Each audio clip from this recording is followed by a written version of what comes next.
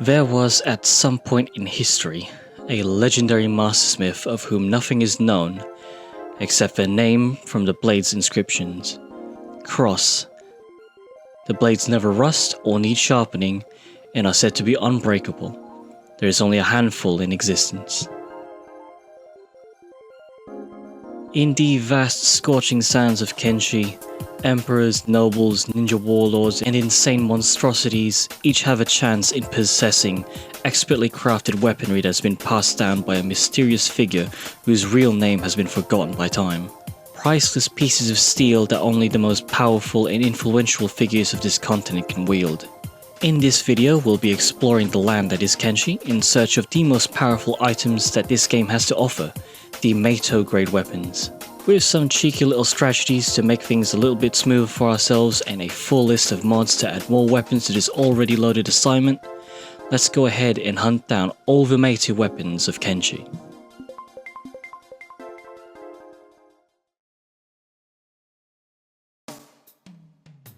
So to start things off, let's go ahead and craft up our main character. This right here is Saturday, a Scorchlander on the rock bottom start, a missing arm in the middle of the desert, no money, and completely naked in a country where you get enslaved for just checking one of those points. But what Saturday has got going for her is that as a Scorchlander, XP bonuses to athletics is more than enough to get by. Especially if I've got nothing on me and there's just a vast open area of land to move freely. Being able to run away from things is a fantastic skill to have in the early stages of the game, but not only that, it also leads to another helpful tactic. Kiting enemies to the nearest town guards and selling off their stuff, the classic Kenshi strats that's been tried and proven since 2018. Fast leveling, athletics, and building enough funds to get by and not being arrested for being just broke should do it in surviving the first few days for a girl Saturday, enough money to buy food, and with that, discrimination from poverty and starvation is all but a distant memory. But we can't just rely on just running around. As stated, athletics is a brilliant skill, but there is another skill that we could use as a Scorchlander. And it just so happens to be one of the most OP skills to level up in Kenshi. Stealth. For most people who've played this game, they'd say that martial arts is the most overpowered skill to raise up during your playthrough, but in this situation where we'll be snatching and grabbing things up, the full ninja LARP is going to be a formidable weapon to have in Saturday's case. In the middle of the night, we run ourselves into a trade caravan, which is perfect for us to crouch down with the sneak button on and just follow the line for as long as we need to. There isn't much to worry about being attacked because we'll use the caravan as protection, and additionally we can still use them as practice for our stealth training. It's an absolute dream, especially when running into a hostile group like these angry farmers, but couple this with an already decent athletics, the leveling up process is just a joy to watch. Additionally, there is also another skill that will come in handy for use when stealing all these cross-level swords, and that's thievery. You can't really lay a hand on a corrupt noble sidearm without alerting the whole town. And also, we do have a missing arm, so the quicker we get that fixed, the better we'll be able to just steamroll this region. So, being able to steal things decently would be tremendous in making our goal more plausible. I try and target this building as a quick exercise in burglary, though it didn't go too well and there's not really much stuff that's worth stealing. But on our second attempt, Saturday tries to see what's inside this hat shop. A decent hood with a bonus to stealth is a good steal, and we also snatch up these tech blueprints that we'll sell for later and get some extra cash. Though selling these goods near where we are would be suicide, so our next best place to sell off these blueprints would be to the way station all the way in the Great Desert. It'll be a long journey ahead, but with our buffed out stealth and the fact that we get faster as we sprint through the desert, this trip is worth it. Even though we are getting chased by a bunch of bandits, the way station is an area of safety for us, with the bodyguards on our side and plenty of food that we can buy using the stolen stuff from earlier.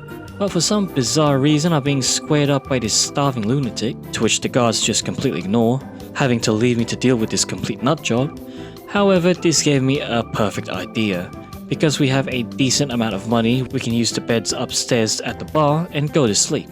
Now, what this does is it leaves us to rest and heal for an indefinite amount of time, while this starving vagrant just wails in on us with a negligible amount of damage. Now this wouldn't be much, but it does help out our toughness, though it is a bit scuffed and we're just being constantly beaten down senselessly in our sleep by the local homeless. Though in an effortless process, Saturday is now at the 30s with toughness and dodge, and only at the 3rd day, which isn't too bad. We go ahead and buy a stealth bonus bag and some rags for a bit of protection, along with some food, because now it's time to actually go and grab our first cross-level sword. And it's just not any other sword. It's quite possibly the best sword to have at the early stages of a Kenshi playthrough, and it's located at the United Cities, Heft, a heavily guarded capital town with tons of guards and a lot of mean NPCs that'll do more than just beat us senseless. And the man that has this sword is ironically the least deserving of having it, Emperor Tengu, an overweight man-child that defies all forms of logic as to how or why he's the emperor of the biggest faction in the game. Though there are a ton of guards that surround him, that will be the biggest challenge that we have to go through first. Because we're going to Heft, we're going straight for the head of the most powerful man in the United Cities. Saturday needs to get that new left arm, which thankfully Heft has a mechanics shop, though unfortunately I'm in no mood to buy a new arm. But I can have a cheeky look at this chest near the door, and just like that I find myself a masterwork level left arm for Saturday. Though not too good for lockpicking and thievery, it is more than enough in replacing that sad stump on Saturday's left side.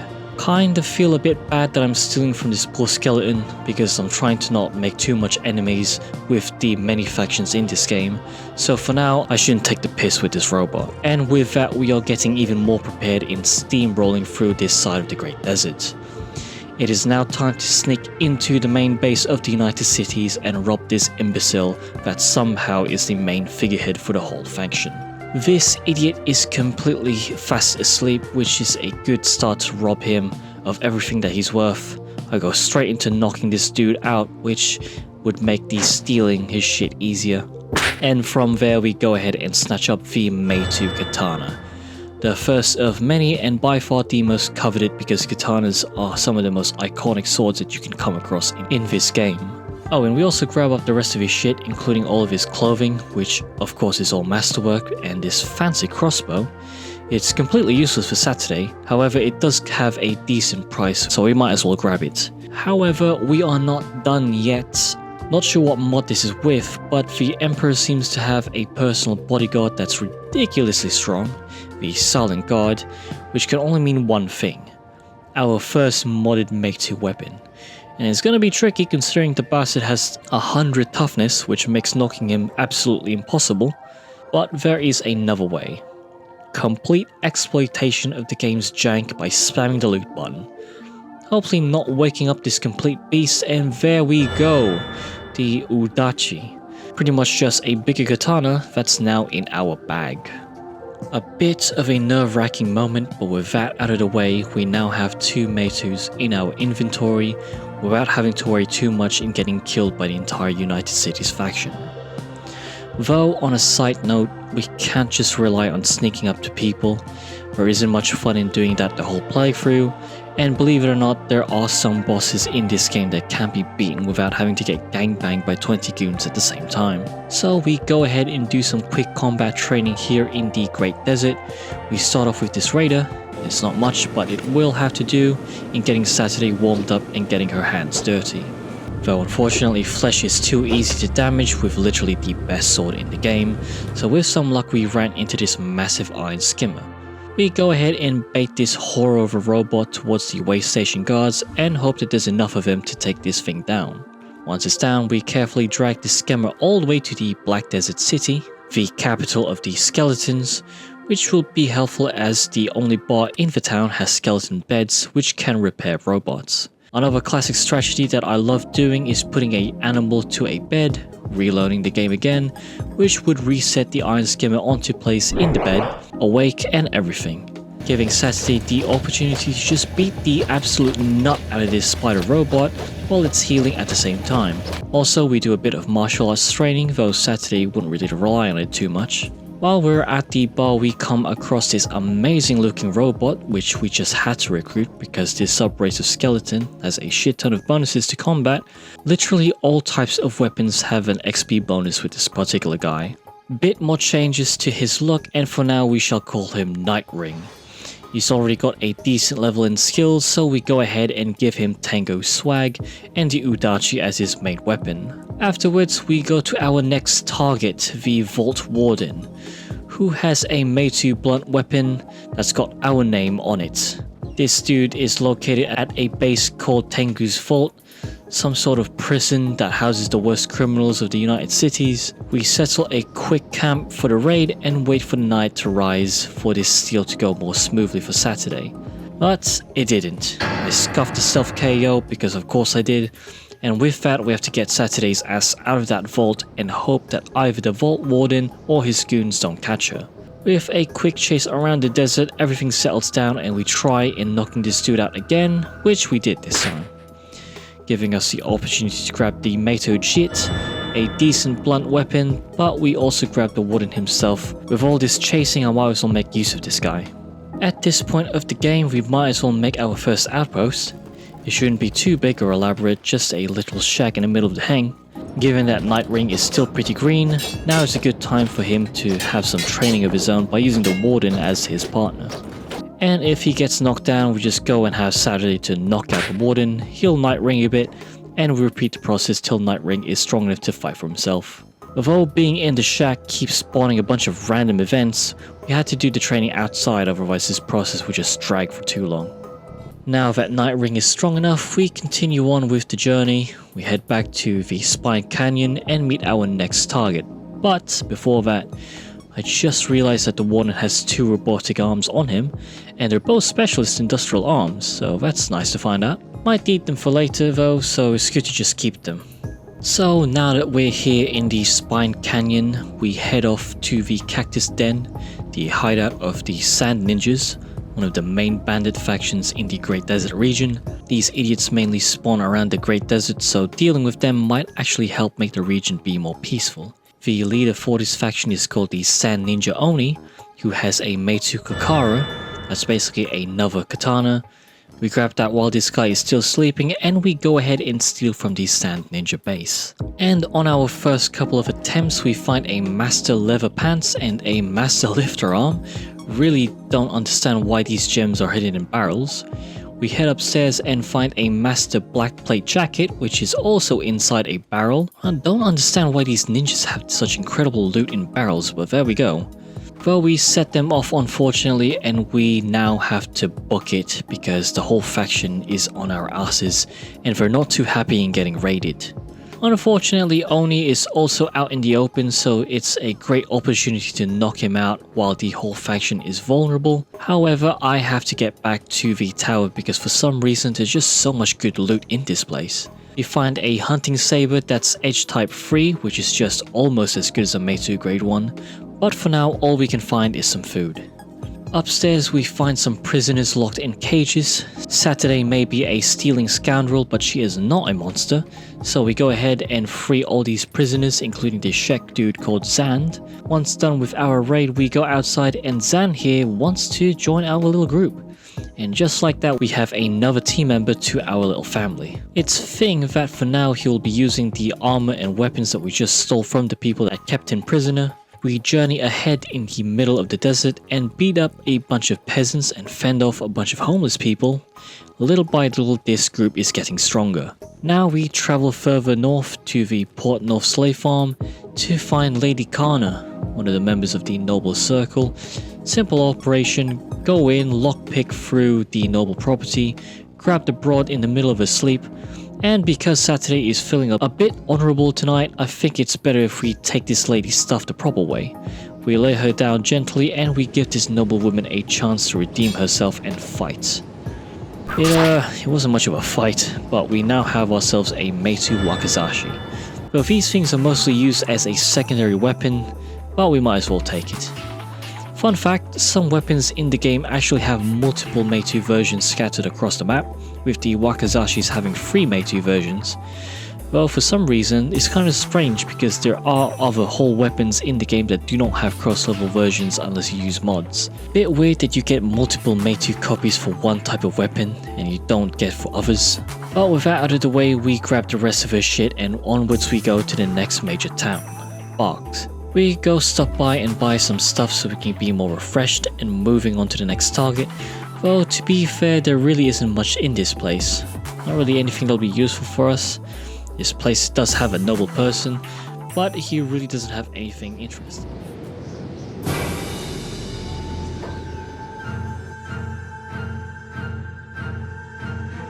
Out of nowhere, we have been robbed in the middle of the street by this red-headed woman in broad daylight, which is completely uncalled for. Like, what on earth have we done for this crime to happen to us? We confront the woman and try and talk some sense to her. She tries to convince us that she didn't really do anything wrong. Then she tries to sympathy bait us into saying that she hasn't eaten in 4 days or something like that. Though to be quite honest, with only 150 cats being the only thing that's taken away, it's not really worth trying to kill this woman over. Plus, I really don't mind having another extra body into the group. We might as well. Welcome to the family, Red. Being new to the group, she really doesn't have much to her, so we go ahead and buy some stuff for her in the shops, and a bit of armor to keep her up to speed with the rest of the group. But with a bit of investment, she's more than ready for the hell that we'll be throwing her in the next trip. But before all that, Saturday walked all this way in the desert and she is not leaving empty-handed. A noble house means payday and a takeout because we're gonna need all the food and money, so let's go ahead and do a bit of justified burglary at this dumbass noble dude's expense. And with that, all this food and money is gonna be really helpful for us with the next target because afterwards we are going back to Heng. And we are going straight to toppling the most powerful entity in the desert, the Traders Guild and its main figurehead, Longjin. This faction has connections with the slavers and the nobles of the United Cities, and there are implications that they pretty much run the whole empire. So gunning for this group and kidnapping their main leader will put us in a very serious shit list. But before that, however, we gotta raise up Zan and Red a bit to make sure we can do this smoothly. We go back to our little shack and from there we go ahead with the training. However, our little homecoming results with a visit from the tax collectors who aren't too happy that we're living off their end without contributing to the society. The very same society that at the start of the video, if Saturday had been even just a little bit unlucky with the guards, she'd get enslaved and dragged to the mines. At first this might be a bit of a problem, but I did say we need to train up Zan and Red. And guess who's a perfect training dummy for these two? With this poor samurai under our roof, it's now time for another bit of training for the gang. Unfortunately, with this method, it does end up feeling a bit slow as time goes on, with the training dummy getting beaten up more, while we keep getting more of this idiot tax collectors coming to our houses. Though the good news is that this other samurai dude is more stronger than the last one, which is a perfect replacement. To be frank, it's not as if we are just going to bum rush our way into the Trader's Edge, but with a bit of patience, these two should be more than prepared in holding themselves up in a fight. Tonight's the night. It's going to be the standard affair for Saturday, though this time she's even more stealthy and better in the trade of straight up snatching bastards out of their beds and fading into the night. Straight and simple really, grab Longjin out of his bed, and just like with the silent guard in Heft, we seem to find another one of these buffed up personal guards. This time it's a dude named Mori. And of course he also has a cross-grade weapon, a polearm called the what the fuck does that say? The Umiyari? Jesus Christ. Though trying to snatch a staff from a beast like this is a bit nerve-wracking, but we got it eventually. Now onto Longjin. Straight and simple, we grab him out of his bed and fade into the night. This time around it's a little bit more smoother and less stressful than that night in Heft. But to be quite honest, Saturday deserves an easy shift this time around. With Longjin on our shoulders and no alarms triggered, we get out of Trader's Edge, though for some reason this jabroni somehow followed us all the way while his mates frankly gave up midway through.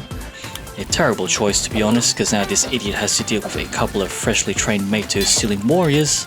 And now look at this twat. The finest blood rum. And it looks like I have a guest. Lucky I'm feeling charitable. Have a drop. Do you know what's on my mind, countrywoman? Tin Fist. Tin Fist and his ninjas. He plagues our guild, sabotages our order, sets our slaves loose. Industry and harvest aside, do you know what happens to these escaped slaves, countrywoman? See the corpses that litter their paths. They terrorize drifters, nomads, merchants. They become yet another threat to stave off any outlands. A feral will always be a feral. For themselves and for others, the best solution for taming a wild animal is to leash it. But Tin Fist, ever the madman, unleashes these ferals on the innocent. Is this some kind of joke? Do you even know what you're saying? Hailing top terrorists to the ruling opposition will land you in a prison cage. It was inappropriate, countrywoman. Whatever. I need a break from this subject anyway. Leave me to my drink. The absolute balls on this clown to try and have a casual conversation with his kidnappers and argue over the ethics of slavery. Being quite honest though, I gotta give it to this bastard, standing on business and literally dismissing me under my own roof. I gotta give it to Longin for at least having to believing in what he's doing is right. However, in order to stand on business, this guy has to draw his sword for us to see if he's worthy. Unfortunately not so. And with that, the Meitou longsword is crossed out on our list. Not too bad now that we are quickly growing our collection. All of our group members have cross-grade swords, the newcomers are slowly getting more lethal, and some of the most influential NPCs in the game have pretty much ate shit thanks to us. And it's only going to get better. Over here in the Grey Desert, there is a small faction just north of the way station that claims to have another ninja leader with a cross sword, and we cannot have that now, can we? There is only one ninja in these dunes that is worth a shit, and she is making her way to kick this other ninja's ass in the sand. This place is called the Gas Grove, and it's home to the Black Desert Ninjas, a group of ninjas that's adapted to roaming around the area that spawn black fumes that can and will damage people that enter it. So at least it'll be a fun little challenge for our group if we are going to fight these assholes in their own backyard. As we reach our way to the Gas Grove, we go ahead and have Saturday to try and bait the idiots out of their base, out in the open, and have ourselves a proper fight. The plan here is to lead them to the rest of our group, have Nightwing, Zand, and Red to deal with the goons, knowing that they are strong enough to hold their own, and in the middle of the melee have Saturday and the leader Ammonia have an epic 1v1 ninja duel. And it turns out Saturday is a bit of a force of nature at this point of the game. It wasn't that much of a fight, the guy just completely got destroyed by this bitch, bloody hell. With that done, we grab ourselves the Meitou wire gutter. Unfortunately it's another katana, but this thing does look pretty cool, and it does do a decent amount of damage to robots unlike a regular katana. The addition to the pile, but we are not going to go further away from the desert though, because we still got a handful of cross swords to get in the Great Desert. One of those being is another wakizashi from another member of the Noble Circle, this time from a slave master down south in Heng. The game plan here would be to try and drag this woman out of the farm. I'm going to try and lure her out in the open for the rest of the group to fight her and her guards to make sure this battle is a bit more fair, but for some reason she keeps wandering back to her house. It ain't looking too great for me because this bro just keeps running back to her gaff, so I'm going to have to take a gamble and to try and fight her in order to just bait her out in the open. I think I underestimate how overpowered Saturday has become, and just how weak these slave peddling assholes are. But regardless, we grab another cross-grade wakizashi and all of her shit and just straight book it out of the slave farm. Bit anticlimactic because I was going for a big battle against these guys, but anyhow, there we go. Now then, this particular target won't really count on our list, but there is this noble dude in Heng that might have a sword that'll be worth taking, but before that, I think it's time we need to recruit another member to our party. Zan and Red might be strong enough at this point, so let's go ahead and find a new recruit. At this bar we sat down and encountered this Bugman. He apparently is in trouble with the nobles in the town, and he's worried that he might be sent off to the vault and get tortured. This dude really needs to leave this place, so you know what? I'm gonna go ahead and recruit this poor soul. He may not be too interesting by Hiver standards, but my god am I gonna make him my own. This lad will be a force of nature in my team, and we will make a legend out of him. Welcome to the cause, for one and only, Motherchode. And with that, here's the target, the Lord of Heng, and he does have a nice looking sword on him. Motherchode doesn't have any decent clothes, so this guy's swag should be a perfect fit for him. Was thinking of having our new team member fight this lord, but to be quite honest, it's just another stupid noble member. So we'll do one more raid in the noble house and sort this dude out. The fancy looking sword that this guy has on him ain't too interesting, but it is worth a lot. Money isn't a huge issue for us, but if it means robbing these wealthy assholes like this and selling it off, then I'd say it's an honest earning. Now you might be wondering, why are we wasting our time fooling around and robbing people that don't even have a Meitou sword? Well, dear viewer, that's because I am stalling and dragging this playthrough because I am genuinely shitting myself. Because the last Meitou sword that we need to grab belongs to one of the hardest bosses in the game. By far and away the most difficult and terrifying NPC that, if we're not careful, could wipe out our whole group just by himself. This is a Monster Hunter channel, so in Monster Hunter terms, this dude is basically Rajang, just a straight demon that's got that aura in the game that makes him completely terrifying to deal with. And what makes him even more tricky is that he has to come to us in order for us to rob him. Rob the strongest character in the United Cities, along with having to deal with 1,000 samurais at his command. With that, we gotta go upgrade this shitbox of ours into an actual outpost worthy for Igor to come and kill us. We won't waste our time building walls and crossbows, however. Just enough for us to chill a bit and to train Motherchode up. My plan here is to train our little bugman to stand up and fight Igor. If the United Cities has a beast in their army, then I guess we have to make our own to stand up to him. And Motherchode may be the key in this final fight. We must train him up to survive this Hiver on Hiver main event. Before anything, however, we first gotta come up with a name for this group.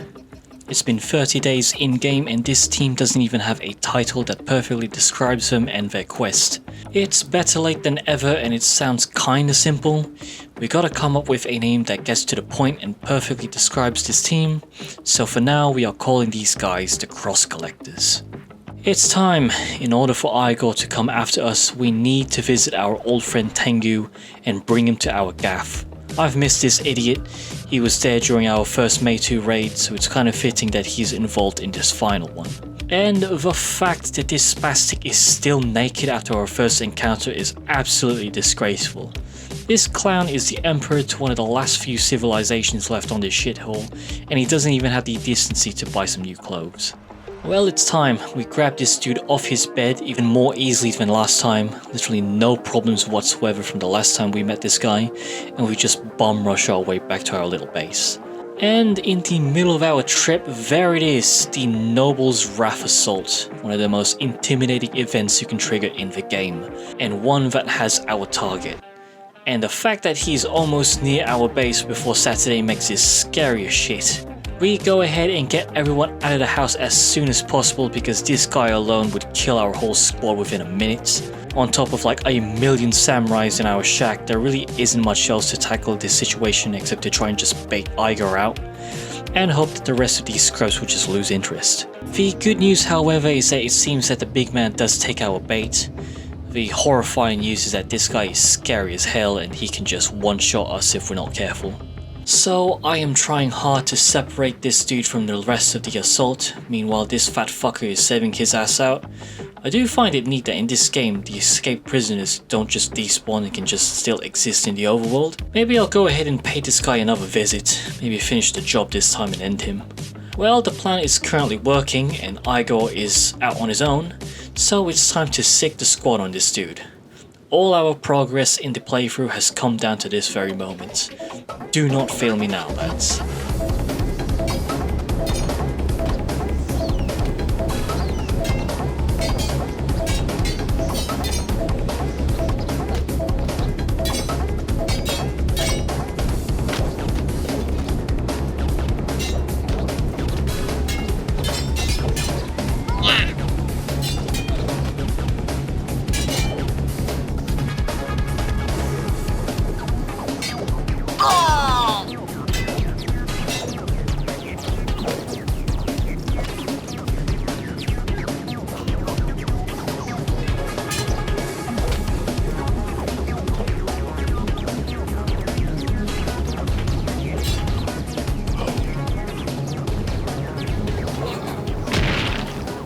Didn't really get the fight between Igor and our own little bugman, but thank fuck Nightring was strong enough to get the final blow on this scary bastard. And with that, we have our final Meitou sword from the Great Desert region.